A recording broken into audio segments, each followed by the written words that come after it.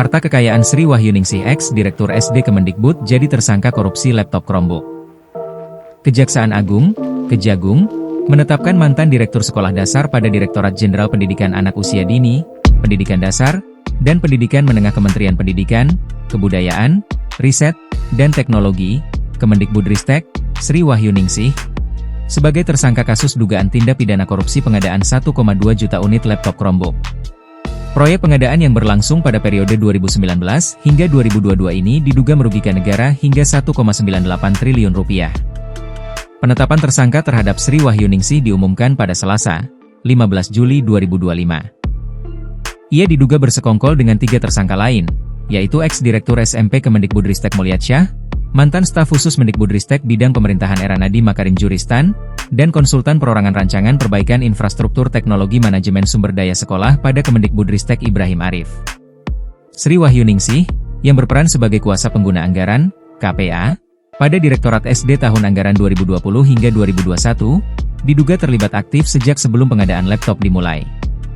Diketahui, Sri Wahyuningsih memiliki rekam jejak karir yang cukup cemerlang di Kemendikbudristek.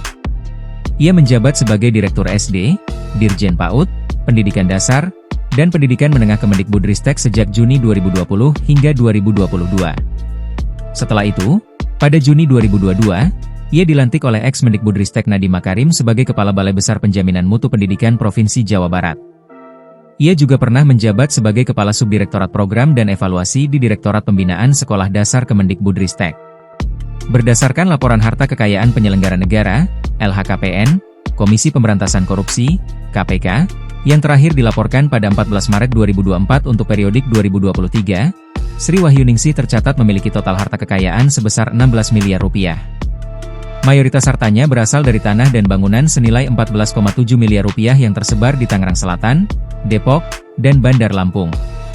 Selain itu, ia juga memiliki kas sebesar 1,5 miliar rupiah, mobil senilai 200 juta rupiah, dan harta bergerak lainnya sebesar 58 juta rupiah. Sri Wahyuningsih tercatat memiliki utang sebesar 560 juta rupiah. Download Tribun X sekarang, menghadirkan lokal menjadi Indonesia.